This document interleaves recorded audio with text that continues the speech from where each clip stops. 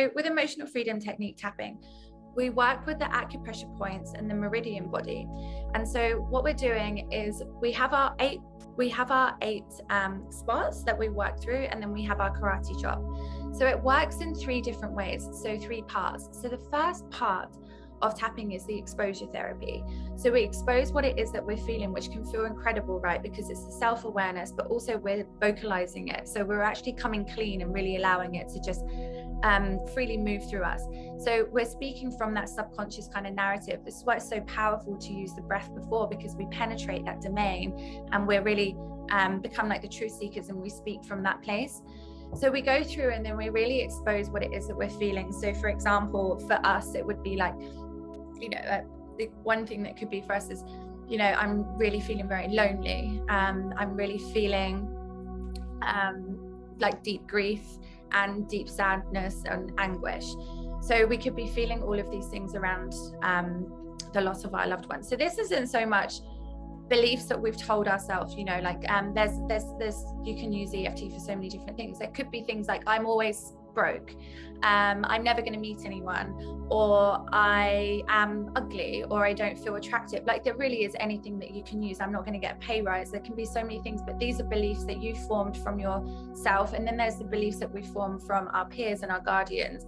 But let's just say, for the purposes of moving through grief and loss, that we're feeling all of these feelings and quite intensely. So it can feel really, really liberating to expose this and to actually go through. Then the second thing is, when we've become really like attuned with our body and our energy blocks and where things are feeling, this is why we identify, objectify, and locate where certain emotions are, because our organs produce our emotions, and then that part of your body will really react, like grief in the lungs, for example. So then we go through and then we remind our body, and so we use the other tapping points. Okay, so grief in my lungs, I can feel the grief in my stomach, I feel very lonely, I feel scared on my own, I feel like I don't belong. Like, we go through and we really speak to like all of the content that emotion is actually saying, because it's not just the emotion itself, it has a story, right? So we remind ourselves with the story. It can be where we feel it, when we feel it, how intensely we feel it, and what we come off of the back end. Like, it could involve other people, and you can even say, because Jack passed away, because my partner passed away, my brother passed away. And so it's really then at that point the subconscious mind is starting to relinquish its power, because really what we're doing is saying like, hello, okay, I can see that you're trying to constantly reaffirm this in my external reality, but I'm here right now, and we're going to sort this out. So consciously we're diving down into that space, and then we're creating like a realignment. So the second phase of that is that, so we go through and we remind ourselves. And this can take a few rounds, this can really evoke a lot of emotion, because it's just like such an offload to really start speaking to it, and we're breathing through it, and we're really feeling it. And then what we're going to do in the third phase is we replace.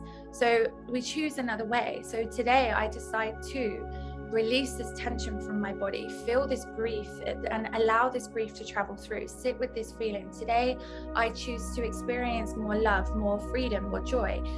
And then one thing that I really like to do is then actually say, because the truth is. So I really solidify it. And then at the end, because the truth is, you know what?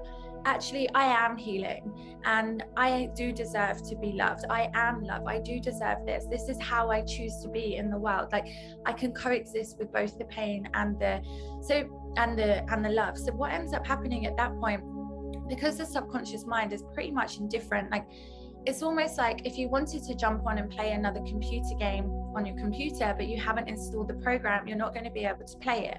So there's all of these choices that you have in the world that you can choose, but you have to install them first somewhere. And so we have to clear away the old beliefs so we can allow the new pattern to come in. And so sometimes it can feel a little bit like, in the beginning, like you're forcing, like, I am healing. You can be like, I am healing, or I deserve abundance runs through me. Or does it though? Like, sometimes it can feel a little bit like this, but the more you keep going with it, and especially when you become very familiar with channeling, you start to feel this fire in your belly where it's like, actually, no, like, I really want to live a good life, and this is how I feel, and this is what my higher self is saying, and she's the one that I listen to.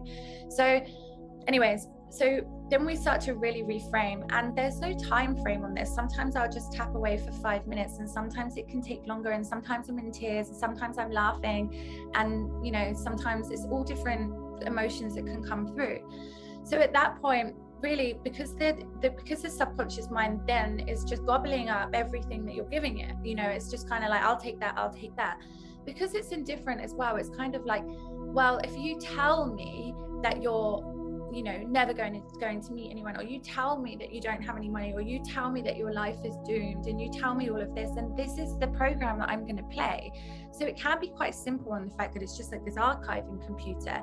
It will just reform and like replay out the beliefs and reaffirm what it is that we believe or think about ourselves or the world or others. So now what it's doing is you're feeding it things consciously that actually you decide differently. So it will start to gobble all of these things up. But the beautiful thing about this is when the frequency changes, right? Because every thought, belief, word we speak has an energy to it. So when you're giving it the higher frequency energy, guess what? Your energy is now more expansive and more full of vitality. And it's a magnet. So we attract like for like. It's the law of attraction. So, you know, it's all coming together. So another thing that's really good is that because we're working with the mind-body interface, yes, we're caring for the soma and we're releasing the trapped toxicity and energy and beliefs and patterns and so on through the body, but we're also, and reprogramming the subconscious mind, but we're also creating new healthy pathways, neural pathways through the brain, and creating new loops and circuits in the brain as well. So we're, because of neuroplasticity, we're reforming how old thoughts and everything have been locked in. And so now, because we're releasing this energy and we're creating new ways, the brain can actually grow, and then we're creating new thought patterns and beliefs, so new neural pathways. So it's healthy. It's a healthy feedback system, a healthy loop system that's feeding each other the things that we want more of and less of what we don't. So, you know, when we go through really painful emotional sessions of you know, somatic healing or breath work or whatever it is that really evokes emotion, of course we are always going to feel, if we allow ourselves the integration period afterwards and we let everything crystallize, we're always going to feel so incredible after doing these sessions. We're going to feel lighter. But I love to really wind this all in with EFT tapping, because we work smarter, not harder. So we really then solidify. So it's out with the old and then in with the new. And, you know, everything takes time, but in that moment we feel great. And it's kind of like incrementally, we just start to get healthier. And it really is amazing when you start to play games with the universe as well, when you do this stuff and then you start to see it. And I wonder, like, the mind is wild and the eyes are wild. Like, there's nothing that you can't create. But sometimes it's like, you could look in the mirror one day and see a different reflection of yourself, and then another day, or depending on how you feel, right? And then the other day you can look in the mirror, and if you feel bad, you don't see.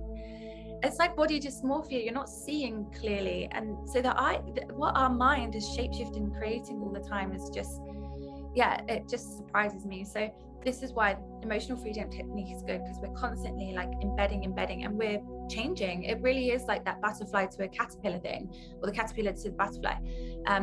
Yeah.